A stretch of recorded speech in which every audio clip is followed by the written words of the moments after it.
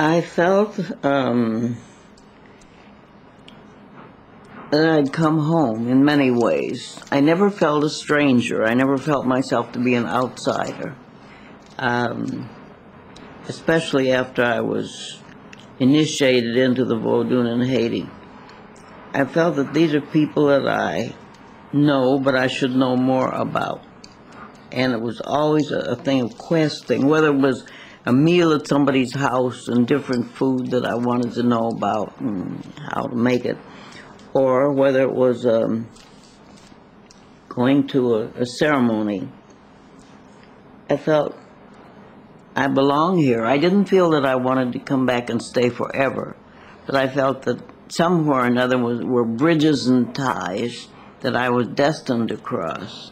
I wanted to bring those people more into our lives. I wanted to bring them into the whole thing of being black, and I wanted them to know about Africa, of course, but I wanted them to know about North America too.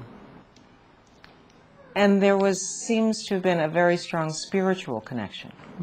There was without doubt. I felt comfortable spiritually. I felt I'd like to know why they worship this or that God and who that God is. I didn't have to worship that God, but I had to just had to know it. That's all. I just wanted to know. And interesting thing is they accepted that. They accepted my curiosity, my interest, my desire to know, and my willingness to go through whatever they went through in terms of initiation, for instance.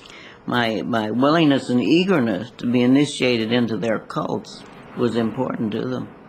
And of course in the other islands, like for instance in Jamaica, with the Maroon people, it was just a matter of, they'd never had anyone from the outside spend the night. Percival had been there in the day, but no one had ever spent the night, and that was my journey to Akambong, my stay with them. So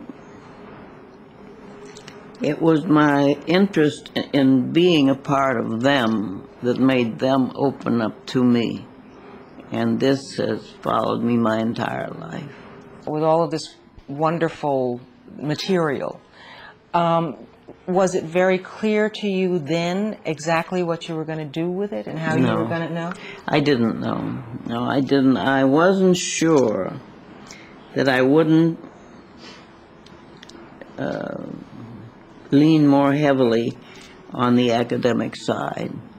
I still had that thing of, because of my brother and because it was a little snobbish, I guess, too, that thing of I ought to be a better scholar.